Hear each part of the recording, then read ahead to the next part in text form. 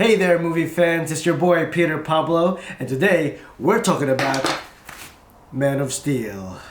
Let's get to it.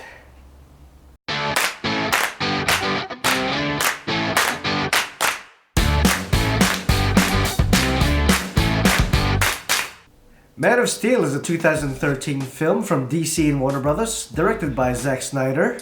And it has an all-star cast from Henry Cavill as Superman, also known as Clark Kent or by his Kryptonian name Kal-El. And we've also got Academy Award-winning Amy Adams as Lois Lane, the famous reporter journalist who's also Clark Kent's love interest. We've got Russell Crowe as Jor-El, Superman's biological father, Michael Shannon as our antagonist, General Zod, Lawrence Fishburne as Lois's boss, at the Daily Planet, Perry White, and we've got Kevin Costner and Diane Lane as Clark's adopted parents, Jonathan and Martha Kent. All to set the stage as we explore this modern iteration of Superman's origin story. So, what are my thoughts? I friggin' loved it. In fact, I loved it so much, I think I watched this movie about 5 times in the cinemas. The first time I watched it, I brought my nephew along with me and I got him to wear his best Superman outfit. Let me show you a picture. Here we are, looking all super. Now, as great as this movie is, it's not perfect. Then again, what movie is? It does have its flaws. I think the Jesus elements in the movie was a little bit too on the nose. It's like, yeah, we get it, Zach. Just pump the brakes on that a little. I feel like the colors were a little bit too dark and a little bit gloomy. Come on, it's a Superman movie. I want the colors to pop out of the screen, like pop! I also think the CGI in the tentacle fight with the world engine on the other side of the planet was a little bit questionable. Could he just fight that big guy again from the Smallville fight?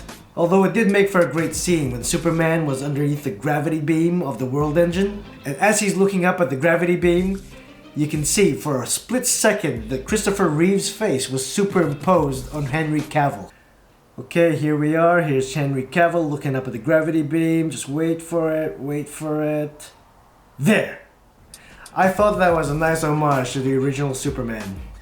Well done. And I wasn't entirely convinced with the romance between Lois and Clark.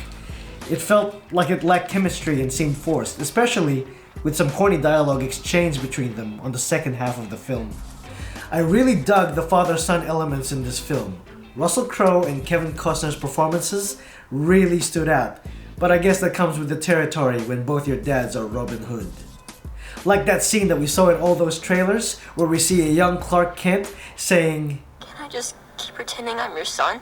And Kevin Costner's like, "You are my son." I like the sci-fi elements, like when they showed us a bit of Krypton in this film and we see some of its wildlife. Very different from the desolate ice planet that we've seen in previous Superman films. Now, because this is an origin film, we get to see a young Clark struggling through being an outcast and not fitting in. And all of this was shown brilliantly through excellent use of flashbacks. The score was composed by the man, Hans Zimmer, and I found it to be very visceral, and the drums really complemented the action scenes. After donning his suit and learning how to fly for the first time, Superman has only been Superman for a couple of days before General Zod and his military crew decide to come and invade Earth. And can I say, it is such a relief to see Superman finally in a proper fight again, because let's face it, the last time we saw him in a fight, well, you get the idea. And in Superman Returns, all he does is lift stuff. If I wanted to see men lift stuff, I'd put on Arnold Schwarzenegger's documentary, Pumping Iron. Now that Smallville fight where Superman takes on 2 Kryptonians at a time, but of course we've got the US Army trying to intervene and trying to take all 3 of them out, that scene just made my jaw drop. This brings us to Michael Shannon's General Zod. He really brought the intensity in this film. A good antagonist is one that believes he's the hero of his own story. He wants to terraform planet Earth and make it the home for the Kryptonian people, unfortunately at the expense of genocide by killing all the humans on this planet. The final battle at Petropolis was insane. It was very Dragon Ball Z level of destruction. In fact, you'll notice a few Easter eggs in this battle scene pertaining to Bruce Wayne and Lex Luthor, but I'm not going to tell you where they are. Now, of course, all of this was shot by the capable hands of the very visual director Zack Snyder. He's fantastic when filming stylized action. In fact, he's quite known for that. I first noticed this in his movie 300. Man, that was awesome. So before I share Pabsy's final thoughts, I'd like to remind you guys to please click like, share, and definitely subscribe, because not only does that help my channel out a lot, it means that you guys will get weekly movie reviews from me. It'll be sometimes older movies and mostly new releases. Now, for my final thoughts. Starting off with the cons, I think that the romance felt a little bit forced and the characters seemed like they were lacking some chemistry. Now, of course, we've also got some questionable CGI for one particular scene, that tentacle fight that I mentioned earlier. And of course, we've got some dark color grading that I wasn't terribly a fan of. I felt like the colors needed to pop a little bit more. And as far as the pros go, the score, again, amazing. I love Hans Zimmer and everything he does, particularly in this film. Okay, and the action here, the action was second to none. I have never seen action like this put on the big screen before. And regarding performances were great all around, with a couple of standouts in Russell Crowe and Kevin Costner.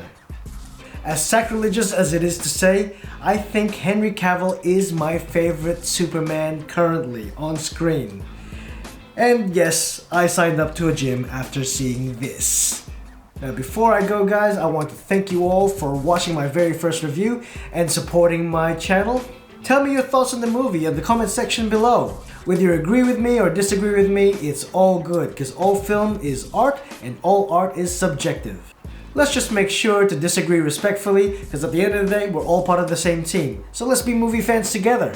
If you want to follow me on social media, my Facebook and Instagram handle is simply @PeterPabloReviews, where you get to see up-to-date movie-related news and of course some silly memes with dad jokes that I make from scratch.